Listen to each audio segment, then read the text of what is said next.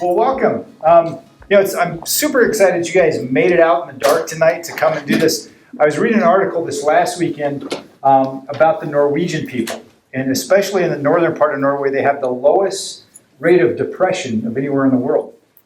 And you figure this is what it's like almost 24 hours a day during the wintertime up there. And so as I was reading, I was thinking that just doesn't make sense at all, because we've got this mental illness that half of the United States suffers from called seasonal affective disorder, right? It starts to get dark early and we don't see the sunshine for a few days and we go into massive depression. And what they said was that they look forward to that season.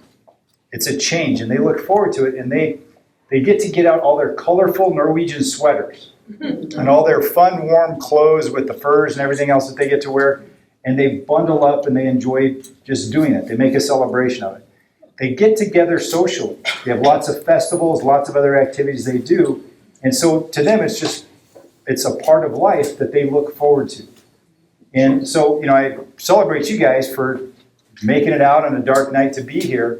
But there's going to be benefits that come with this, because it just helps us to keep our mindset in the right direction, so that as we can enter into a season where the days are shorter, we got more darkness coming in, it's easy to fall into a funk, but we can choose to actually embrace it and celebrate it. So we'll be talking about that tonight as we talk about keeping the holidays healthy. So really, what are the holidays? Thanksgiving, New Year's. That's just it, right? It's Thanksgiving, Christmas, Hanukkah, Kwanzaa, whatever you do with that, and then New Year's. It's 3 days. So why do we make such a big deal of it? Well, because we consider from Halloween all the way through the Super Bowl now, to be the holidays, which is basically 2 to 3 months, right? That we're spending. We spend 2 to 3 months of the year, usually leading a lifestyle of destruction. And that's going to be physically, mentally, financially, and it takes some time to recover. So what do we do in January? We find ourselves in a funk and we have to set resolutions that we probably don't keep anyway. But we get into this cycle of every holiday season, because it's loaded with stress and activity and busyness and expectations, that it's really easy to go into a dark place. And it's real easy to sacrifice your health, and it's really easy to then have to try to bail yourself out come January. So we want to do things differently. This is probably not the way to do it.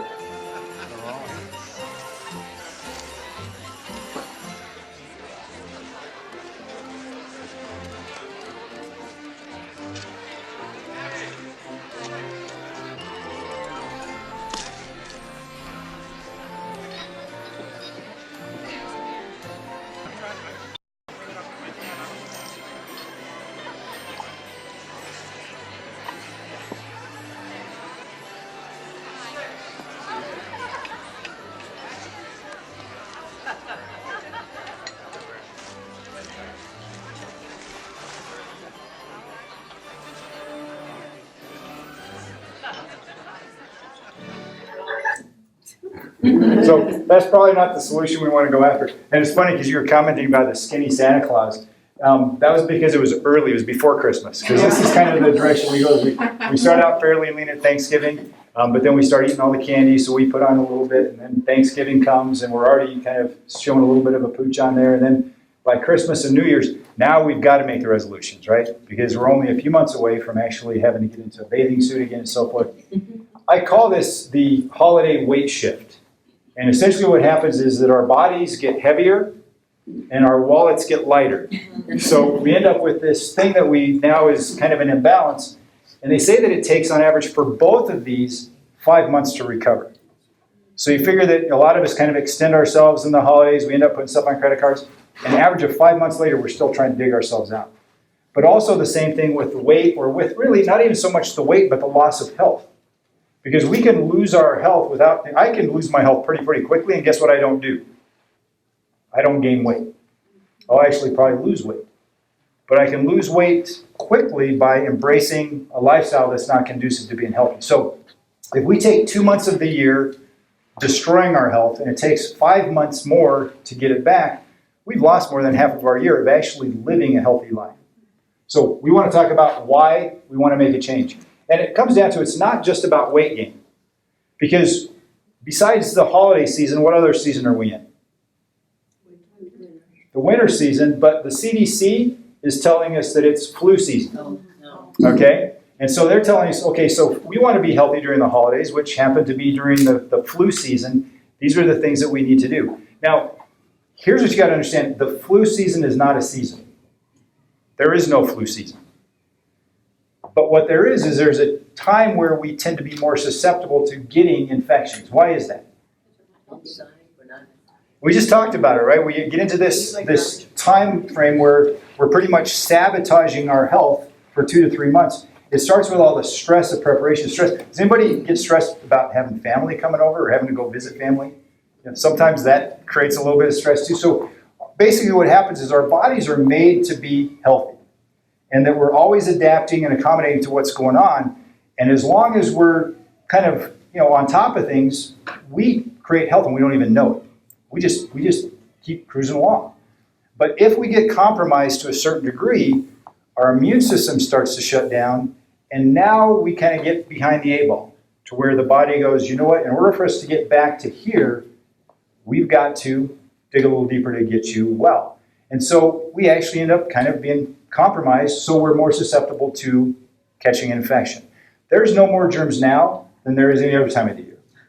In fact, arguably, you could say that with the freezing and other stuff that, the external environment has less germs than normal. But we're more stressed. We're eating worse foods. We're doing all kinds of things that compromise us. So what the CDC says is to get your vaccines. What's interesting is that studies that just came out show that if you get 3 vaccines for the flu, you've got a 50% greater likelihood of getting the flu the next year, even if you get your flu shot. Because it doesn't actually build your immune system. There's chemicals in every single vaccine called adjuvants that suppress your immune system. So why would they do that?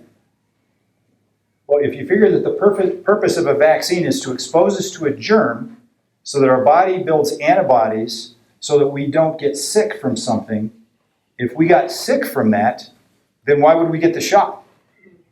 So we want to get the antibodies without getting the way the body expresses how it's going to respond to a germ exposure. So they suppress the immune system so that we don't manifest any kind of symptoms. And guess what? If you suppress the immune system 3 years in a row, guess what you end up with chronically going forward? A suppressed immune system. So, we lead the world in vaccinations with our kids. 54% of our youth are chronically sick and taking chronic medication. If more vaccines was the solution to health, we'd be the healthiest. So this is one of those things where we've been conditioned to think this is what we need to do to be healthy. We got to wash our hands more often, right? Because germs, we're germaphobes. We are so afraid of germs. And guess what? There's no more germs now than there is any other time of year. And inside of you, by about tenfold, there's more germs than there are cells in your body. We need germs. They serve a purpose. But it's keeping things in balance with that. Cover your mouth when you cough. We've got to make sure we do that. And then if you do start to feel sick, then this is what you got to do is intervene as quickly as possible. Tamiflu. Anybody ever take Tamiflu or familiar with it?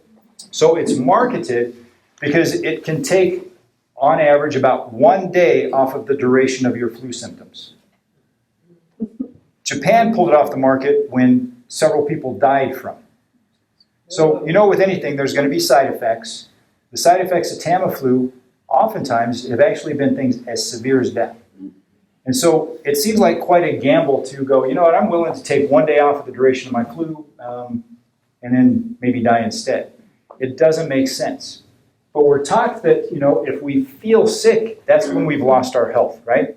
That's what we need to worry about. We've been conditioned to think that all that health is really about is not feeling sick. So if we do feel sick, what's our goal? To not feel sick. So what does it look like when we're feeling sick? Well, in this flu season, it's going to look like fever and feverish chills, cough, sore throat, runny, stuffy nose, muscle body aches, headaches, fatigue. Some people have vomiting and diarrhea, right? So that's what it feels like to be sick, according to what we've been conditioned to believe. So what do? We do this, right? Because if you've got all of these things, it makes sense to go for this guy right here. Because look, it says headaches, fever, sore throat, nasal congestion, cough, chest congestion, clears out mucus. That guy's he's gonna make you feel so much better so you're gonna be healthy again, right? Because if we feel good, we're healthy, right? Wrong. We gotta talk about why that's not true. So when you look at this, again, we're conditioned to believe that if we have symptoms that we're sick. So our whole goal is to get rid of symptoms. Here's how we've been conditioned to think this way. My wife and I, we love watching like Dateline, 2020, those shows.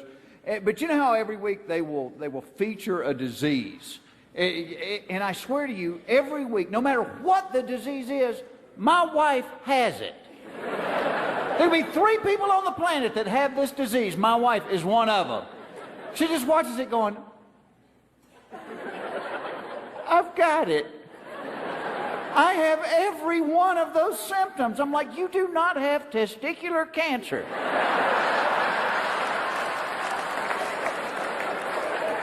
You don't even have testiculars. But they've made us such a bunch of paranoid nuts, you know, because when I was growing up, there were 2 medicines in the world. You had aspirin and camphorphenique. That's all there was. Now there's so many medicines. They got this prescription stuff that they advertise on TV, and I swear, half the time, the side effects are 50 times worse than what the medicine cures.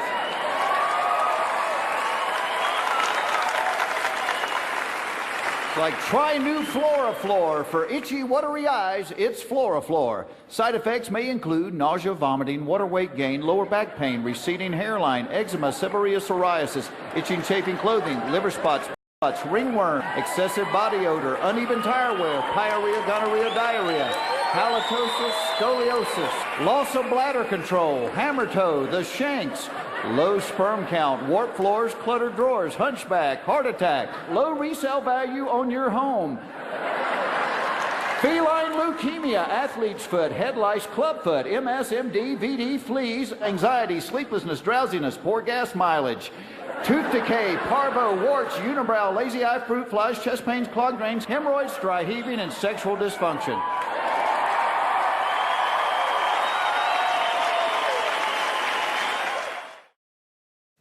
Yeah, we laugh at that, but it's totally true, right? It is. But guess what? Every night there's more commercials on about another acronym for a disease entity that we have. Because of all the different diseases they've come up with, they say that 1 in 2 adolescents in the United States is mentally ill.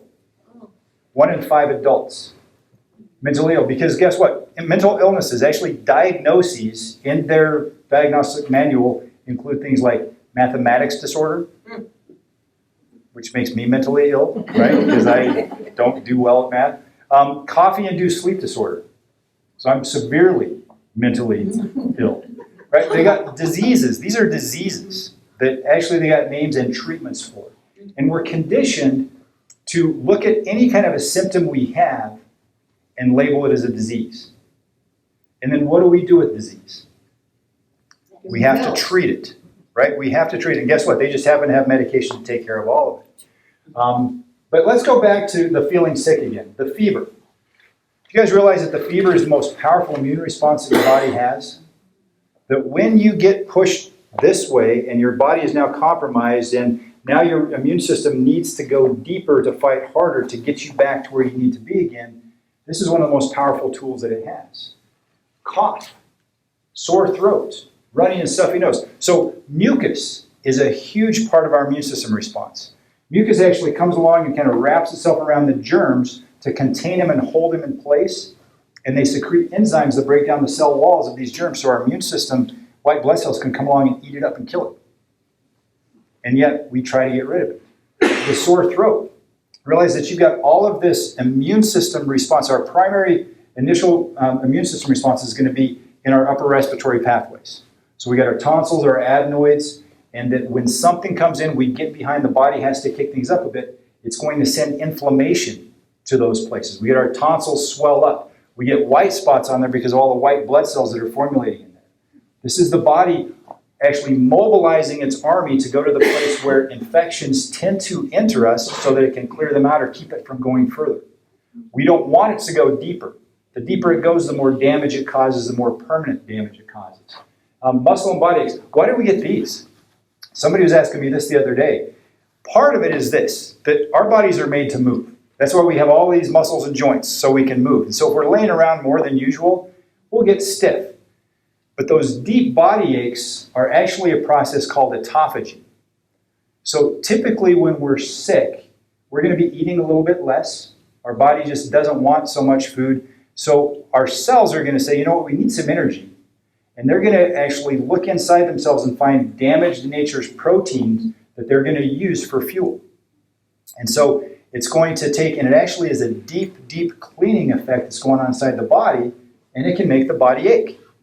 The same thing can happen when we're doing a fast. If we're doing a fast, our body will go into a state of autophagy where it's using damaged proteins inside cells for fuels, and our body goes really hard to work at healing anything that needs to be healed, and we can get stiff and sore as that's happening. It's not a bad thing. It's doing the right thing. How about the headaches? This is the same thing. We got inflammation in our body, so it can actually cause a headache. We get fatigue and lethargy that come in because our immune system takes an enormous amount of energy to work. And so it has to take it from something. So we feel like laying around. And notice we take NyQuil, right? Because it says, hey, you can't afford to take a day off. So we have to take something that's going to put us into a coma at night so we can sleep, so we can get up and just keep processing through this thing, right? And then how about vomiting and diarrhea? You know, this is the body's most powerful way to get stuff out. So if there's something inside of us that shouldn't be there, this is doing what it's supposed to be doing. So we've been taught that these are the bad guys. But guess what these are? This is your brilliant body doing exactly what it needs to do so that you can be healthy and actually get back to a place of balance and homeostasis. And here's what we know is that the harder and faster this works, the quicker we get through things. The more we let this run its course, the quicker it works and the stronger our immune system is, the more adaptable it is. As soon as we start interfering with this, guess where things start to go? Instead of being stopped here, they start going deeper. So when I was a kid, tonsillitis was a big problem, right? You get tonsillitis. They started removing tonsils, and guess what? They started seeing increase astronomically. Strep, and then asthma and pneumonia, because now it's going deeper. And so if we suppress the body's healing responses, disease just goes deeper and deeper and deeper into us. So we've got to let it do what it needs to do. And so, you know, you guys are all here because you're looking for a different way. You've been doing a different way. You have a different approach to health. You have a different mindset on stuff. You go, man, I would never bust out those medications. That's just silly. And just all you have to do is listen to the side effects that go with it, right? Question? Yeah, sometimes you get a cough and it's so chronic that you can't sleep at night. Yeah. So then it gets counterproductive since you're not getting rest either. So.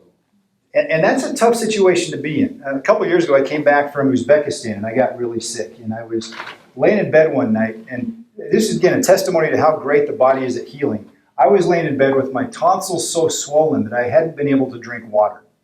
I couldn't drink. It couldn't go down. And as I was laying in bed sleepless, I was just going, Lord, I thank you that you made my body to heal. And I trust that it's doing exactly what it needs to do, and that if I honor it, it's going to heal, and I'm going to be over this as quickly as possible. And I didn't sleep that night. But even while I was resting, my body was able to get stuff done. So we've kind of been conditioned to think if we're not unconscious, we're not resting. We can rest just by being still. And so I got a benefit from that happening. Now, here's a side note on that, is when I was 5, I had my tonsils taken out. So we go back to the brilliance of the body is somehow, throughout my life, they grew back. And they knew exactly what to do when I had traveled across the world and hadn't slept and had taxed my body and ate horse meat and stuff that I probably shouldn't have eaten when I was over there. But my body was doing what it needed to do. So there's those times where we kind of go, yeah, I need my sleep. I gotta heal. But the healing is more important than the sleep. Kimberly, if you guys remember Kimberly that used to work for me, her husband fell off a scaffolding one time and he broke both of his arms at the same time. And he was going through a psychology class at the time, and he heard that whenever the body needs to heal something, it's going to send more nerve energy to that spot to heal it. Guess what increased nerve energy often feels like? Pain. And so he called me and he said, man, do you think that the fact that this pain is really bad is a sign that my body's trying to heal? And I said, yeah. And I said, when is it worse? And he goes, it's way worse at night. Because that's when our body goes to work healing the worst. And so then we're at this conundrum, right? I got to sleep, but I got to heal, you know? And he goes, I'm willing to ride this thing out. He said that he had 2 rough nights, and the pain was really intense. And after that, it dropped by like at least 60%. He was able to sleep and start functioning, and he recovered remarkably quick. Because he let it do what it needed to do, and it did it quickly instead of suppressing it and slowing it down. But it takes a change in the way we think about things, right? Symptoms aren't necessarily the enemy that we need to go after.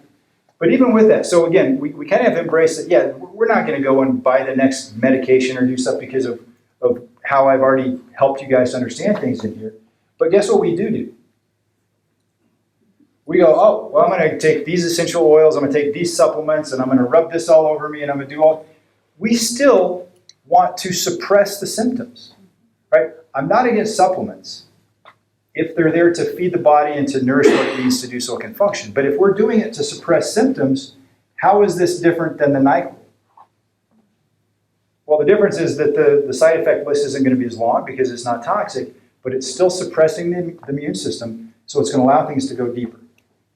Okay? So I wanted to address one more thing about your cough, too, and I think this is important. I think even I was talking to John about this earlier when he was going through a chronic cough. They actually did studies on kids years and years ago. Back when I was a kid, it was rare to have asthma. I was one of the few kids that did. But they would look at kids that had asthma, and guess what part of their body was susceptible to infection? Their lungs. So it was fairly common that they would end up with pneumonia at some point if their immune system was compromised. And they watched the kids that they didn't treat. They just kind of watched them go through the process of pneumonia and all the fever that comes with it, and all the hacking and all the mucus that comes out. And as they followed up on these kids, they didn't have asthma anymore. And so you look at something like pneumonia, and that's like one of the worst sicknesses ever, right? It's potentially fatal. We can have all kinds of problems. Or is it maybe something where the body is going, there's something in here that's deep, and it's going to take some work to get out. And so we got to turn up the temperature and melt this stuff down. And we got to go deep and hack it out so we can get that stuff out. The mucus casts, which are diagnostic for asthma, were gone in these kids. And so what we thought was disease was the healing process. And so it really comes down to I'm not against natural stuff if it's to feed us and not suppress us. And that's the most important thing that we need to consider. Because we've been conditioned to suppress things. But we take a look at what true health really is. It's recognizing our bodies are self-adapting, self-regulating, and self-healing. They do it. It's automatic. It's programmed in. We're incredibly resilient. In fact, I picked up a book recently called Anti-Fragile. It talks about things that gain from disorder, and they talk about the human body in here, and that if you break your arm, what happens to it? It heals, and it heals stronger than it was before. What happens, Tucker, if you go to the gym and you work out really, really hard and your muscles get sore because you just broke them down from your workout? They heal and they get bigger and stronger, right? It comes back better. And we're conditioned to think, oh, we're so frail. We're incredibly resilient. And we need to start giving ourselves some credit. So it really is taking and putting our confidence in this. Symptoms are usually the solution, not the problem. Now, not always, but usually. So we need to start going towards building health instead of just chasing away symptoms. When we suppress them, we introduce interference to the body's healing response. And that's why we become more of a chronically ill society as opposed to when we were little kids and we got chickenpox and we recovered in a couple of days, right? Our bodies need no help to heal. They just require no interference. So tonight we want to talk about interference. What are the interferences that we can be eliminating so that we can keep this body working, on all cylinders? Health is really about expression. So we're going to talk about what expression looks like because this is an important aspect in every part of our healing that takes place. So let's take, for instance, anybody ever get a splinter? So you get a splinter in there and say that it's not sticking out quite this far, so you can't actually get the tweezers on it to get it out. It's actually inside there. What happens to it? Yeah, your body expresses it, right? And how does it do that? White blood cells, pus, swelling, pain, inflammation, all the stuff that goes on. So if we're going after the symptoms of that, what do we do to this? We put ice on it, we take an anti-inflammatory, we rub some antibiotic cream on it, we do all this stuff to get rid of the infection, when the infection is the healing process. And if we let it run its course, it will do that. The same thing kind of holds true with injuries. actually Thanksgiving, we were in Portugal for the World Judo Championships, and I sprained my ankle pretty good. It popped and it got really big, and I had understood this. So when our trainer for the judo team said, "Hey, let me wrap it and put some ice on it and take this acetaminophen and all these things," she was trying to break this inflammation process because that's what's going on when you injure something, and that's what we're taught to do, right? The RICE approach. You guys know that one, the rest, ice, compression, elevation. And Trung was telling me that with first responders, they're no longer teaching that because they recognize that if we never get past this phase, we never fully enter into this phase. And if we never get through this phase, we never get over here to actual healing. Any phase that we don't complete inhibits us from going beyond that. And so we take an acute injury like a sprained ankle that, how long did it take me to recover? I think I walked 6 miles the next day. I mean, it healed. It hurt. It was swollen. It was ugly. But I was sitting around moving it. I was walking. I was doing everything I could to keep it active, to increase circulation in here. And it healed remarkably quick. And then it takes 21 days to 2 years for it to fully remodel. Here's the problem is, guess what? We're not very patient. We want to be better right now. I separated my shoulder about 4 months ago. I did push-ups today for the first time. That's a long time for healing to show up. I want to be better right now, but we're not conditioned to do that. If we trust the system and let it run its course, this happens every time. It's what our body's programmed to do. So our bodies need no help. We just don't want interference. So what are the things that will interfere with our body healing? Stress. Stress. That's a huge one. And we get that this time of year, right? So stress is a mindset thing, right? In this culture. Because most of us aren't getting chased by bears and tigers, right? We're not being hunted down. So stress is a mindset thing. Here's the 3 T's of interference. We got toxins, which we pretty much swim in all the time. We got traumas, like falling off your bike and hurting your shoulder, and thoughts. So this is going to be the mindset side of things. So if we can take and dial these things in, we can actually allow the body to work at its highest level. And the cool thing about this is that as we remove the interference, we get to see the body perform at higher levels than we ever expected. We're anti-fragile, so we get stronger and stronger and stronger as we go. All right? So let's talk about toxins. Accumulation of toxins or the insufficiency of nutrients interfered with the expression of health. So for the holiday season, we need to make sure that we're avoiding fake foods. You guys realize that fake foods are what line most of those party tables when we go to those parties? I was talking to a gal earlier this week who is a postmaster at the post office up in Lyons. And she said that the hardest thing this time of year is everybody's bringing in treats. And she figured out the solution to that.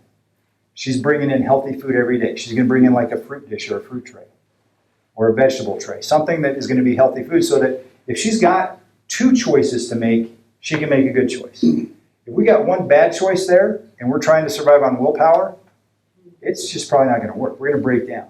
So we want to make sure that we're staying away from fake foods. And here's where it really gets crazy on things. I was reading an article a couple of weeks ago. I was talking to the team about it, that Pepsi-Cola company actually decided to stop using a food flavoring additive called HEK. HEK stands for human embryonic kidney. This is fetal tissue that they're using for a flavor additive in Pepsi and in Pepsi products. And it goes beyond just like preservatives and additives and sugar and stuff added to it. I'm going, they're putting in genetic matter that is going to go in and affect our DNA. And they're doing it in a way that probably violates a lot of our moral codes. As I started looking into this HEK, it's in more than 100 foods. Almost all of Nestle products. A lot of other food products that are out there, we're eating little baby human tissue, and we're not designed to do that. So it kind of goes beyond, we used to teach our nutrition classes where there's food by God and there's food by man. And that the more food by God we eat, the more healthy we're going to be. This is the stuff in its natural state, not packaged, not boxed, nothing added to it, no human kidneys in it, any of that kind of stuff. It's keeping it real. And then there's food by man, which is going to be processed, refined, improved on, right? We take and we add all these different things to it. We enrich it. And I'm almost thinking we got food by the devil because this is diabolical. We're putting human tissue into our foods. It's dark. So we really need to kind of go back and go, there's not a whole lot of latitude between getting away from the food by God. And the more that we can eat foods that are real, the better we're going to be healthy. So as we're getting ready for holiday season, and we know that we're going to go to this table that's going to be spread out with all these fake foods, what do? We eat before we go. We get a really good meal before we go. We drink a lot of fresh water before we go. And that way when we're there, we're not going to be eating as much, if anything. We're not going to be drinking as much of the other stuff, the damaging drinks that are out there, right? Sugar-laden, alcohol-laden, all these things that we tend to imbibe on during the holiday season that we might not do the rest of the time of the year. But think about this, Pepsi-Cola. You're drinking kidney tissue, right? It's just crazy stuff. So the key is to start with healthy foods and water. Now, I'm going to have my friend Pamela come up and share ways that we can actually measure and monitor the health of our system and what's going on with its nutrients needs, with toxicity and so forth. So she's my go-to person for any kind of testing that I do to find out where my health is. And she's made huge changes in me being able to express health at a higher level, balanced blood sugar. With Dr. Cody, his blood pressure came way down because she found that there were some toxins there, some things that he was having a hard time metabolizing. And she was able to measure that and help him to get on track with things. So she's going to come up and share a little bit about her approach to that because it's fascinating and it's a great resource for us if we want to be able to measure what's going on. So Pamela, come on up. It's hard to imagine that it's holiday time already. I wasn't ready for the leaves to fall off of the trees this year. So yeah, we do have a lot of things in common, Zack and I. He works on balancing the spine, and I work with similar science to balancing the cells and blood. So we require balance for health, just like a plant does. So I had a journey with cancer a number of years ago, and just really was an opportunity for an upgrade for me. And I learned a lot more than I knew before. I was always fascinated by nutrition, but I invested in a live blood microscope and went to a lot of classes and studied a lot of science. And I'll just give you a little nutshell because I know we have some brilliant things to go back to Dr. Zack for. But we all know about the germ theory, which he was talking about, right? Here's a symptom, take a medicine, okay? Well, that's Pasteur, that we know pasteurization, right?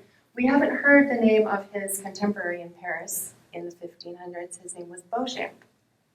Beauchamp said, wait a minute, it's not the germ, because the germs are all around. If it was the germ, everybody would get sick. It's the terrain. If you're balanced and healthy, you can't get sick. The germ will not find a place of comfort to land and do its thing. So there's actually a lot of science based on Beauchamp's theory. Pasteur's theory obviously works really well for the medical system because we throw a drug at it, we kill it. And Beauchamp's is a little more, like Zack said, maybe your body's supposed to have a fever right now because it's killing something. And it might be a little uncomfortable, but our bodies are really super amazing if we just give them what they need. So the live blood viewing is really fascinating because it gives a chance to actually see right now what is going on in your body. Leviticus tells us that the life is in the blood, right? So has anyone ever seen their live blood? Yeah. Yes, other than Zack's staff. So it's fascinating, really, really fascinating. The traditional medicine will kill the blood and then do reagents to test for things. But this is just letting your blood on a slide tell the story of you, okay? The tissues of the body are fed by the blood. Makes sense, right? And the blood reflects our overall balance in digestion, stress, energy production, a variety of other elements come into play. One can say that the blood contains the vibrational imprint of who we are. Live blood, that is, since you're alive. So this is just an example of what we might see in blood. The red cells. This person, the red cells some of them are smaller and some of them are bigger, so they could really improve their mineral absorption. You want to see them round and individuated, which theirs are. That's good. They're able to transport oxygen. Some people's are super clumped up if they're stressed. And there's ways to address a lot of that. And this is a nice white cell and their platelets there. Okay, so also toxins not being eliminated can show in your blood. So I was just excited, and everyone that I've worked with has mostly been super excited because it's a way to see what's going on.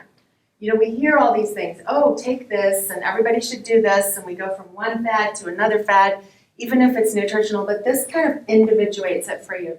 So this is an interesting toxin. This slide is from an individual who underwent chemotherapy.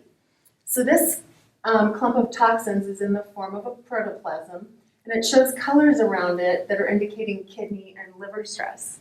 So you can see that in your blood. So then you'll want to be friendly to your kidneys. There's simple solutions like water with lemon juice in the morning, just really helps flush those out. But also there's a way to help your body to detox that. So fortunately, after a cleansing and detox regimen, this person was able to clear their blood plasma. Their blood pressure has now normalized to 120/80 from 168/101. So, and this is my disclaimer. This is one person's story. Its results vary, and there's no guarantees because there's so many variables affecting it. But I do see that a lot. I see blood pressure regulated a lot because there's a reason there's too much stuff going on in your blood, and there's a way to, you know, to address that and be friendly to your heart, right? So this is a dry layer. The other is live blood.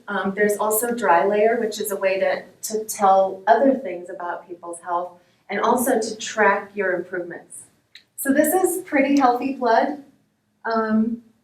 This is someone who has a lot of cancer in their degenerative process in their body. They have lots of lymph pools and these little crystals. And then this is actually showed up, that was my tumor that is not here anymore. That was 4 years ago. So there's a lot that you can see just from that. And that gives people hope. And it's very empowering because you can actually track like, oh, what I'm doing is actually not just going down the toilet. It's actually helping me to be better. And a lot of times it's food.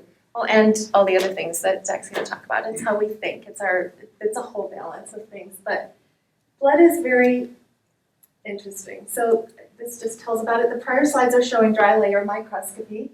It's another way to display and measure your health or need to improve. I think I explained a lot of that. So it doesn't matter the disease. Imbalances can be improved, and the body can be empowered to heal itself.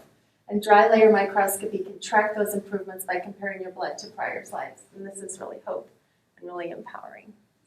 So like a plant, we all need certain things: light, rest, minerals, correct hydration, pH balance, balanced energy production. We also need connections with God, others, gratitude, emotional wellness. So I love the Lifehouse because they embody so many of those things. And I always just love coming in here and the sense of community and health, and it's such an encouraging thing. So I do the live blood and dry layer. I also have other things: cellular balance education and testing, wellness coaching, and then I'm also a counselor in vocational consulting. So find your cutting edge, be the best you can be, and if I can be a resource, I'd be happy to help. You can kind of see why we go to Pamela, because she's got so much information that's great to see and to measure and to be able to assess what's going on. You know, but one of the things that she said was that it doesn't matter the disease. You know, it's man that made up the names of diseases, right? Our body doesn't care what something's called. We've got people that have healed from MS and cancers and all stuff that Mayo Clinic doesn't even have a name for yet. People that can't get named for. The body is made to heal as long as we can remove the interferences. And what I love about the way that Pamela goes about things is that it's looking at what's missing or what might be compromised, and let's build the health. Let's support the body so that it can do what it needs to do, instead of let's cover up or treat the stuff that's going on. And so if you got my email letter a couple of weeks ago, I talked about how we don't trick and we don't treat. You know, talking about the trick or treat season. Is that our goal really isn't to do either one of those. It's just to let the body do what it's created to do by removing interference. So we talked about toxins being one of those. Trauma is another one. Trauma can come in a lot of different ways, especially when you recognize that we're mind, body, spirit, right? So it's not just physical trauma. It can be any kind of trauma that comes along. And it can be acute. It can be from something that was really injurious that happened just instantly, an accident or injury, or it can be chronic. When we're looking at structural stress, this is going to be where we have bad posture. We sit in the same position all the time. We get stuck into the same patterns of things.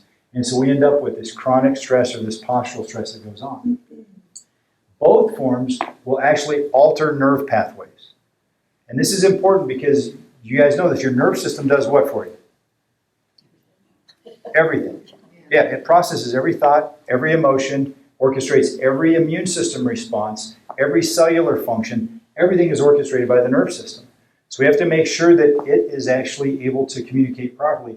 And unfortunately, we establish neural pathways along the way. And so we were talking earlier about if we're exposed to a stressor and it causes us to respond a certain way. You know, I can give you an instance. Several years ago, I was in a car accident. Guy ran a red light and I T-boned him right in the intersection up at 21st and Francis and Longmont. Every time I came by that intersection after that, I went into a fight or flight state. You guys know what I'm talking about? There was no accident happening at that time. There was no reason for me to get stressed, but my body went that direction. And so we'll develop these neural pathways. And so we actually have to go back in and reprogram those so that we can undo the damage of the traumas that's taken place.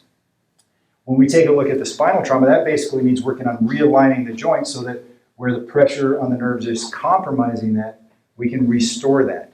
But it also comes down to even mental and emotional connections we have to things. We'll find that a lot of people that have severe food allergies or repetitive other kinds of allergies as well, is that they have been accustomed to owning that and they expect that response to take place.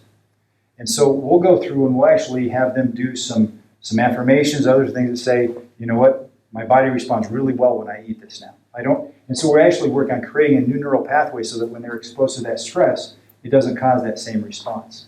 And it's not so that we can eat junk, it's so that our body doesn't respond abnormally to something that it shouldn't respond to. Okay? So the key with this is why we do adjustments. This is why we do home care, so we can reprogram stuff that has been built in for a while and develop some bad patterns. Then this one I want to spend a little bit more time on because this is the biggest thing of all. It's our thoughts. Remember we talked earlier about the Norwegian people? Why are they not depressed?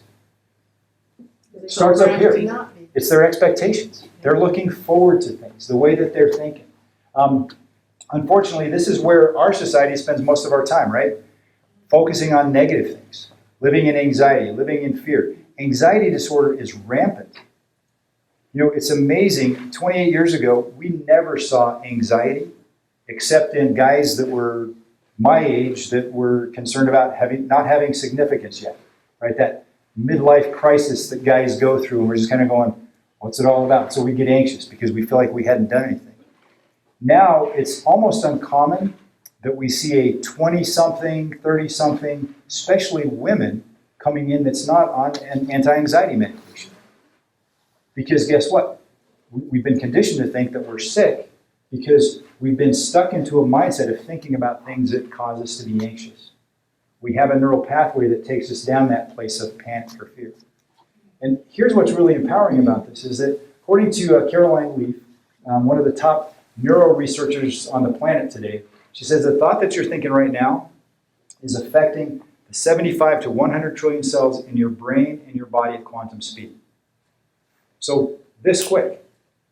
So I could be driving along in Longmont, go up to 21st Street, and boom, all of a sudden at the intersection, that quick. I could feel a cellular change. I could feel the stress coming into my body. That's how quick things can happen. If you guys are familiar with Ben Lynch, I did a workshop not too long ago on epigenetics, changing your genetic profile. So if you've got bad genetics for some reason, your parents had this and you inherited that, your thoughts will change your genetic expression quicker than any other lifestyle change you can make. So we can change the way things look by the way we think. You know, I was talking to a gal several years ago who was actually having some live blood cell analysis done. So the stuff that Pamela does. And on the slide, which is really cool, you can see these little cells moving around. You can see them. You can see the shape of them. And the person who knows what's going on can explain to you what everything means. And so we had this gal that was chronically depressed, overweight, just ill.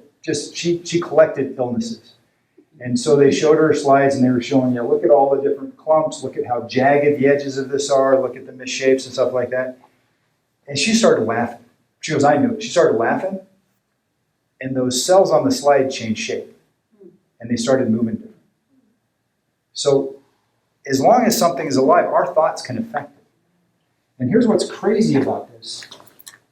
is I just saw this report. It says scientists show how gratitude literally alters the human heart and the molecular structure of your brain. Gratitude affects the molecular structure of your brain and the human heart. As I was reading this, the thing that struck me was, in Philippians, Paul was in prison and he wrote this letter to the Philippians and he said, be anxious about nothing. Don't worry about anything. Don't be stressed. But with everything that concerns you, pray to God, let him know what's going on with gratitude, with thanksgiving. And so he said, if we can change our place from a place of anxiety and stress to thinking about what's good that we can be grateful for, here's what he says happens.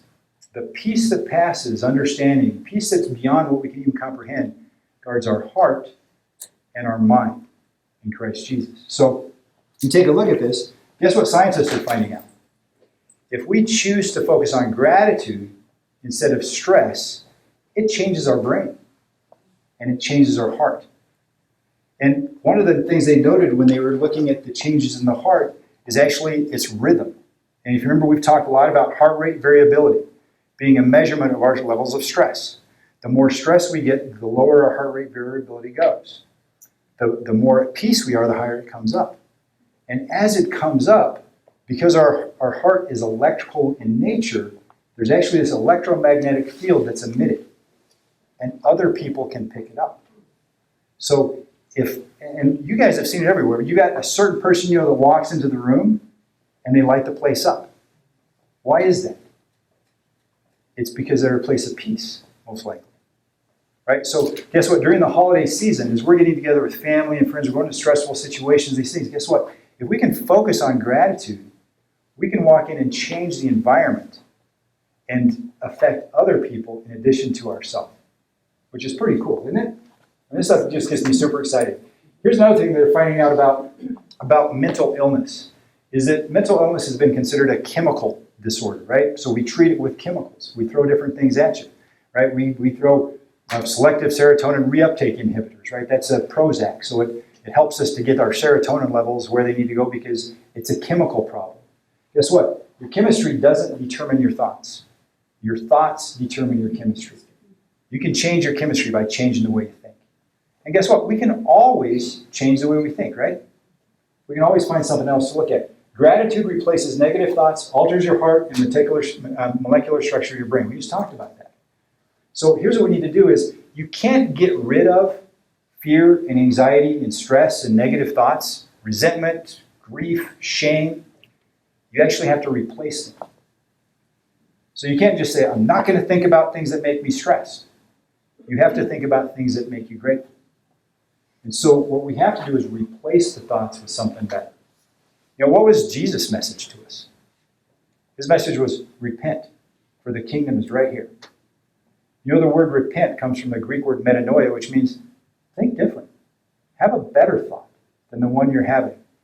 So it's a thought above. So as we can replace the negative thoughts with a thought above, it changes everything. And here's the thing, is it's contagious. Because when we walk into the room with that, we get to share that with other people.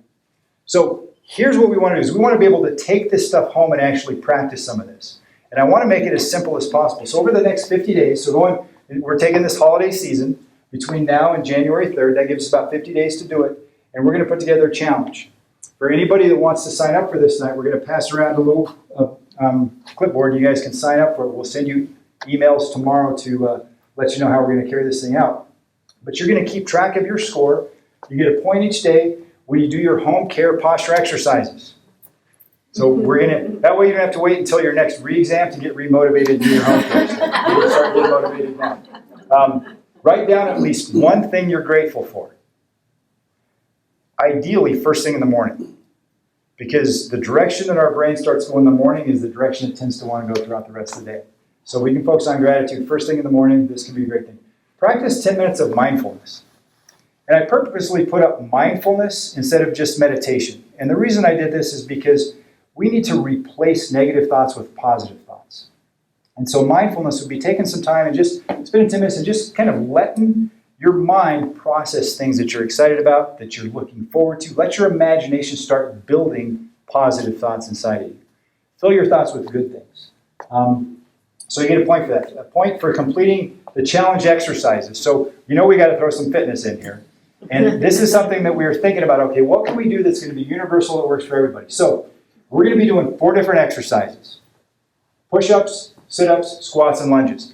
These can look like whatever you can do, right? So some people will knock these out like a champion. Some people, their push-ups are going to be against the wall, right? This isn't a bad exercise because then when you start getting full at Thanksgiving, you can do that same move and push yourself away from the table. So whatever you can do, right? This is not one of those things where you say, I can't do any of those.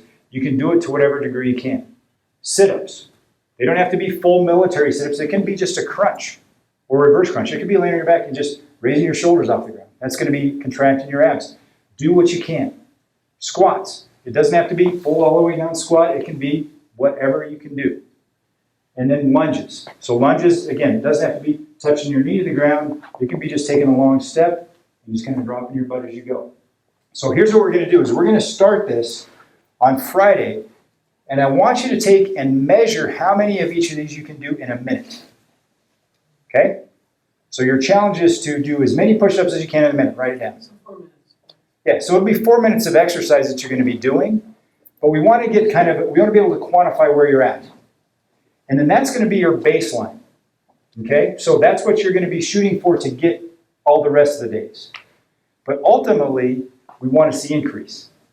So if you can start with 2 push-ups, wouldn't it be cool to be able to do 8 push-ups by the time you're done? So periodically, keep trying to improve that. But we're going to shoot for at least your baseline every day, and you get a point for that. Good enough? You understand how that works? Eat 3 servings of vegetables, especially before you go to the parties, right? Avoid all processed foods. So anything that comes in a package, anything that's got additives to it, if you can avoid that, you get a point for it. That's going to help you keep things clear. Find humor in your day and share it with somebody. So my chiropractor that comes and adjusts me every Friday morning, he's got the corniest jokes you can imagine, but he's quick to share them. You actually get an extra point if you forward them to us, so that we can be sharing your corny jokes with other people too. So find humor in your day, share it. It's always good to laugh. Practice a random act of kindness. Buy somebody a coffee or do something, whatever you can do, and give yourself an extra point if you forward that to us as well. We want to be able to celebrate all the good things you do.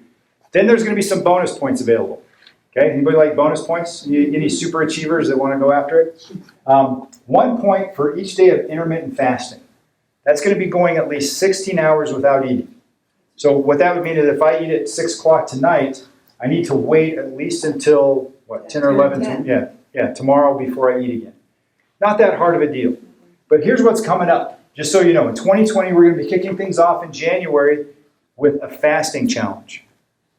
Fasting is one of the most exciting things currently in helping us to get our health back. I know, I get the corporate groan. MIT has done studies where they've shown that with a 24-hour fast, the stem cells in the guts of rats increase by up to 100%. Stem cells are our body regenerating and healing itself, making itself more young, repairing old injuries. So that's just in a 24-hour fast. At 3 days, that can increase up to 400% of what you're normally doing. Because what happens is your body doesn't have to put energy into digesting, it puts energy into healing.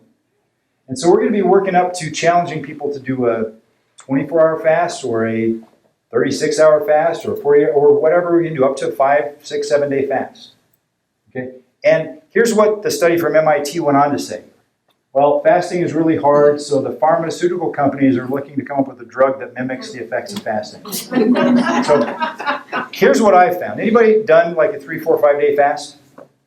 3. How hard is it? It's hard. The first 2 days.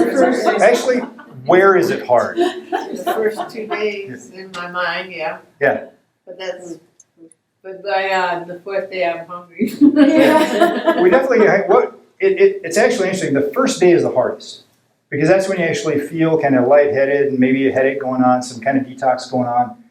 But after that, you don't really feel hungry, but you love food. I love food. So it's like, I want to get some food, and that's what I tend to keep my attention focused on unless I can distract myself. But it's not hard. You actually think about how much time you spend thinking about what you're going to eat, going and shopping for what you're going to eat, preparing what you're going to eat, eating what you're eating, and then cleaning up after that. And when you're in a fast, you kind of go, holy cow, what am I going to do with all this time? And it really isn't that hard. I am right now, 3 days into a liquid fast, a 0-calorie fast. And I've done everything I need to do today. Got a short little workout in. I've been here. I've still got energy. I'm ready to go home and go to sleep. And in 2 days, I get to actually take the stew that I'm going to make and really savor and enjoy it. And I'm looking forward to it. But guess what I'm looking forward to right now?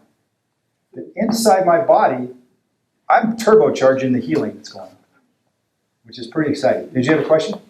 Yeah, so for that last one, you can drink water though during that Yeah. 16 hours? Okay. Yeah. Anything non-caloric.